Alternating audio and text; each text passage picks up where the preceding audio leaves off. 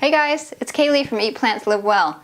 Hey, today's video is about a 30-pound weight loss transformation. This transformation is taking place and we're on day 2 of our transformation, and this is for my husband Brian, who has asked for my help to help him transition from a vegan diet to a very high carb, low fat vegan diet.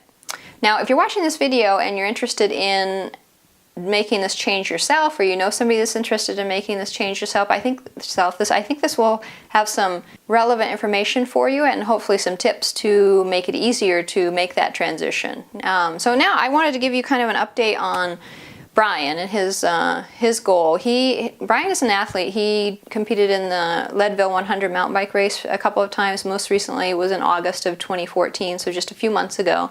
But since then has put on some weight and would like to get down to his ideal weight. And hopefully in the process of doing that, we'll kind of learn this lifestyle and make it part of a longer, ongoing process of improvement for him. Now, yeah, so we're going to go take him from vegan to raw vegan. And here's what we're not going to do with Brian, and here's what I don't recommend as far as goals to lose weight or become healthier, is that you're going to eat less and exercise more.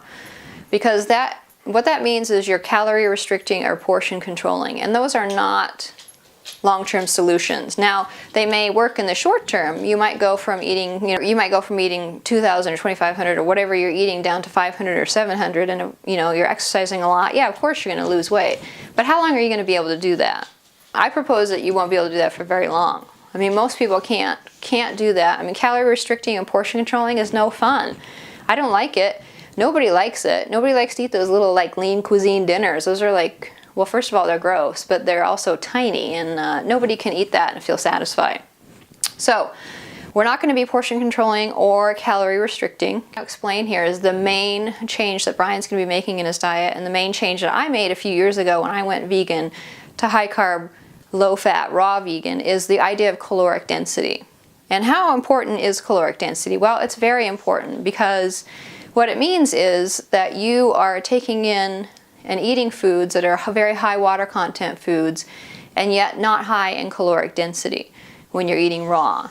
And what that means is, I'm going to put a graph up here, a picture of stomachs, and the difference in the food in those stomachs and how full you can feel by eating raw vegetables and fruit versus how full you feel when you're eating oil or those high caloric products. Now, Alton Brown, so I want to show this clip of his discussion of caloric density and his weight loss plan. All right, so here you go.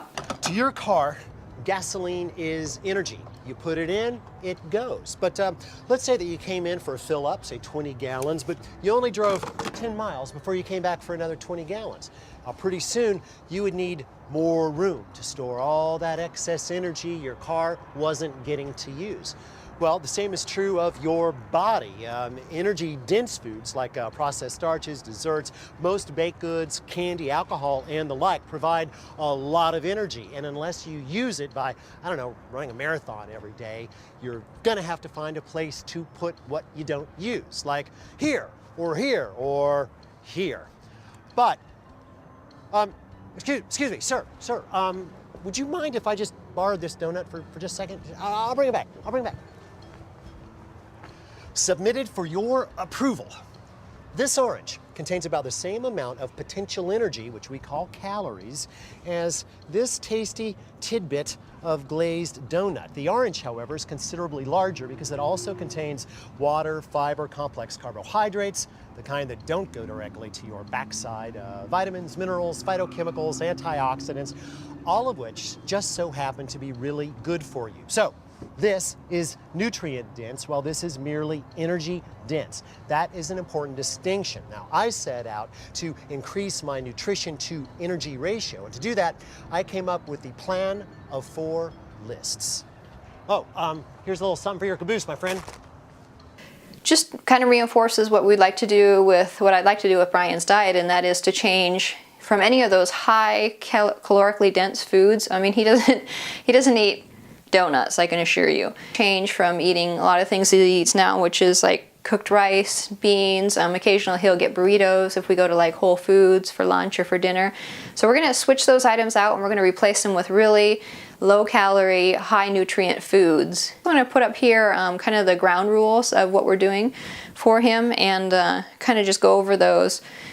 So we're going to weigh in every Monday and Friday, and I'll definitely create some videos to update you on progress. And I'm hoping that the weigh-in is kind of just a way to reinforce progress. I love to see people see the scale move, you know, the needle move on the scale. It creates a lot of motivation. You know, it's important in this situation. And then we're going to go ahead and document all of his food that he eats in chronometer. Now, you don't necessarily have to do this.